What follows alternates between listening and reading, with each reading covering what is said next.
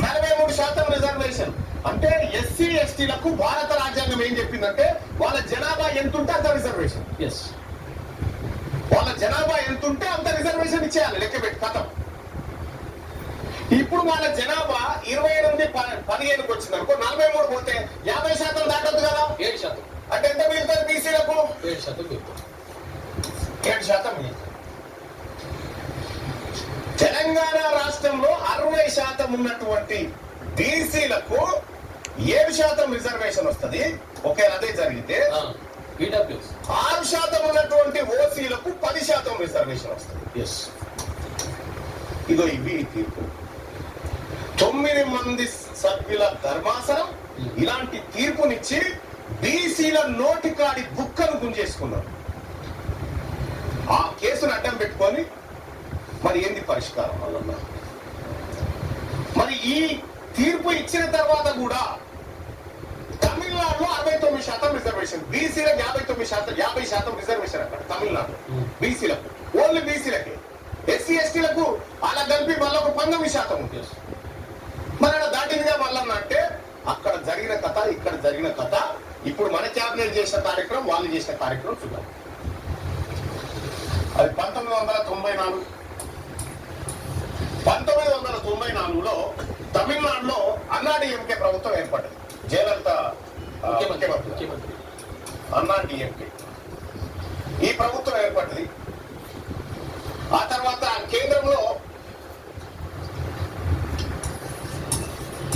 PV Narasimha Rao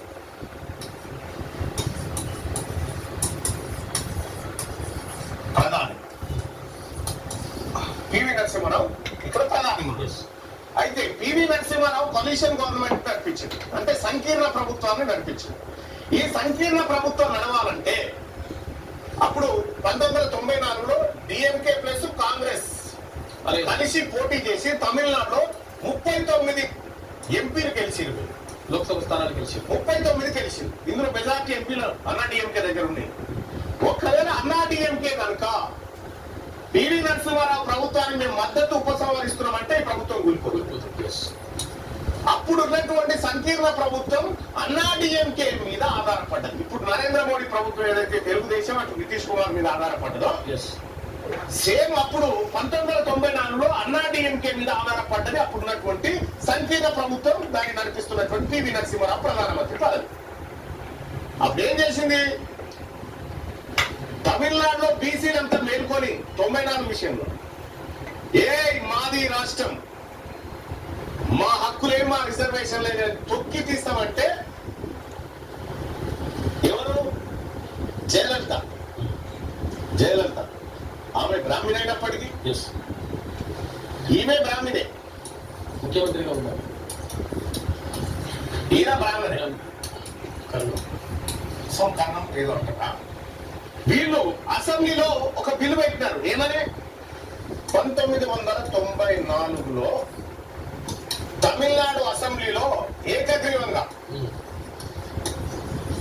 బీసీలకు 50% reservation అనేటువంటిది same మనం మొన్న ఈడ అసెంబ్లీలో పెట్టినట్టే బిల్లు పెట్టి దాన్ని గవర్నర్ పంపిస్తే అప్పుడు శంకర్ దయాళ్ శర్మ ఎవరో ఉండే ఏది రాష్ట్రపతి శంకర్ దయాళ్ శర్మ తెలిసి ఆయన చెన్నారెడ్డి గవర్నర్. జయలలిత ముఖ్యమంత్రి ఉన్నప్పుడల్లా చెన్నారెడ్డి గవర్నర్ పెడుతుండే. శంకర్ దయాళ్ శర్మ రాష్ట్రపతి బ్రాహ్మణ్, ప్రధాని బ్రాహ్మణ్, జయలలిత బ్రాహ్మణ్. ఈ ముగ్గురు కలిసి చేసినటువంటి బీసీలకు చేసినటువంటి ఓ మంచి కార్యక్రమం ఏంటంటే తమిళనాడు ఇగో మా బీసీలకు 50% రిజర్వేషన్ కనుక మీరు ఒప్పుకోకపోతే నీ కుర్చీ గుంజి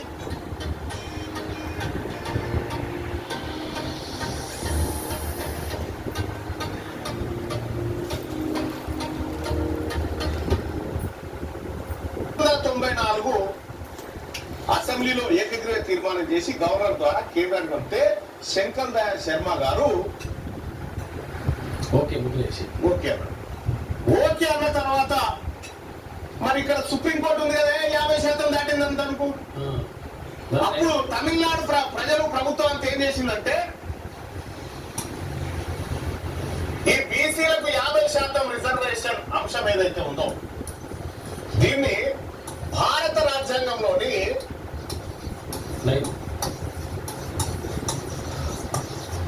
9వ షెడ్యూల్లో పెట్టింది. ఈ 9వ షెడ్యూల్ ఏందయ్యా ఇంతకి అంటే భారత రాజ్యాంగంలో ఉన్నటువంటి ఏ అంశాన్నైనా సుప్రీంకోర్టు పరిశీలించవచ్చు. సుప్రీంకోర్టు పరిశీలించవచ్చు. కానీ 9వ షెడ్యూల్లో పెట్టిన దాన్ని పరిశీలించడానికి వీల్లేదు. అది జరిగి తీరాల్సిందే. అంటే ఇది ఒక రక్షణ కవచం అన్నట్టు. 9వ షెడ్యూల్ అనేది రక్షణ కవచం. ఈ తమిళనాడు అసెంబ్లీ చేసినటువంటి ఈ 50% రిజర్వేషన్ అంశాన్ని తీసుకొచ్చి ఇగో ఈ డోర్ల లోపల పెట్టి ఈ ఇంట్లో 9వ షెడ్యూల్ అనే దాంట్లో పెట్టిరు. ఆ తలుపు తీసేందుకు సుప్రీంకోర్టుకు అధికారం లేకుండా చేసింది. ఇప్పుడు తెలంగాణ రాష్ట్రంలో బీసీలకు 42% రిజర్వేషన్ కావాలంటే ఈ అసెంబ్లీ పాస్ చేసినటువంటి బిల్ ఏదైతే ఉందో బిల్లు గవర్నర్ ఆమోదం ఉంది. గవర్నర్ ఓకే చేసి దాన్ని రాష్ట్రపతికి పంపితే రాష్ట్రపతి ఓకే చేసి పార్లమెంట్ పంపితే ఉభయ సభల్లో ఆడ వేసి ఇక ఈ బిల్లు కాగిదాన్ని పార్లమెంట్ తయారు చేసినటువంటి ఈ బిల్లు కాగిదాన్ని తీసుకొచ్చి 9వ షెడ్యూల్లో పెడితే మనకప్పుడు 42% రిజర్వేషన్ ఇక్కడ అమలైంది. ఇంతకు మించిన ఆప్షన్ ఏం లేదు. ఇంకొకటి ఉన్నది అవకాశం. అయితే దీంట్లో ఈ ఏదైతే Indira Sawhney versus union of India కేసులో 9 మంది జడ్జీల్లో judge number 1, judge number 3, judge number 5 ఈ ముగ్గురు ఏం చెప్పినట్టే కొన్ని ప్రత్యేక పరిస్థితుల్లో క్రాస్ కావచ్చు అని చెప్పింది. కొన్ని ప్రత్యేక పరిస్థితుల్లో క్రాస్ కావచ్చు అని చెప్పింది. ఆ ప్రత్యేక పరిస్థితి ఏంటంటే ఇప్పుడు తమిళనాడు తరహా పరిస్థితి. అంత నిఖిల్ కూడా ఆప్షన్ లేదు. ఆ ప్రత్యేక పరిస్థితుల్లోనే ఇది ఆమోదం పడుతుంది. మొన్న వచ్చిన తీర్పును అనుసరించి మనం ఇంకొక ప్రయత్నం కూడా చేయొచ్చు. ఏమైందంటే యాక్చువల్ గా గవర్నర్ పంపించినటువంటి బిల్లు 3 నెలల కంటే అంటే నెల కంటే ఎక్కువ పెట్టుకోవద్దని ఒక రూల్. తర్వాత గవర్నర్ నుంచి రాష్ట్రపతి పోయిన తర్వాత 3 నెలల కంటే ఎక్కువ పెట్టుకోవద్దు అనేటువంటిది ఇప్పుడు మన తమిళనాడుకి ఇచ్చిన తీర్పు. అయితే ఆల్రెడీ ఇప్పుడు ఈ బిల్లును పంపించేసి 3 నెలలు అయింది. 3 నెలలు అయింది కాబట్టి రాష్ట్రపతి దగ్గర ఉంది కాబట్టి ఆటోమేటిక్ గా దాని అమలు అవకాశం నో. ఎందుకు అనంటే అక్కడ రాష్ట్రపతి ఎప్పుడు పని చేయాలో నువ్వు నిర్ణయిస్తావా అని ఉపరాష్ట్రపతిగా ఉన్నటువంటి జగదీష్ ధన్ఖడ్ తీవ్రంగా నిరసన వ్యక్తం చేసిండు. మేమేం చేయాలో మా పని మేము చేస్తాం, మీరు చేయండి, నకరాలు చేయొద్దని సుప్రీంకోర్టు హెచ్చరించింది. అర్థమైందా? అన్నారు కదా, అదే అట్లా మరి సుప్రీంకోర్టు అక్కడ సుపీరియర్ అవుతుందా? సుపీరియర్ అయితే తీసుకోవచ్చు నిర్ణయం. అయితే ఇక్కడ వీళ్ళు చేసినటువంటిది శుభాకాంక్షలు ఏవైతే ఉన్నాయో దీంట్లో ఇప్పుడు ఒకసారి దేశవ్యాప్తంగా ఉన్నటువంటి రిజర్వ్ ఇక్కడ ఈ బుక్ లలో క్లియర్ గా రాసిన ఈ బుక్కులు కావాలంటే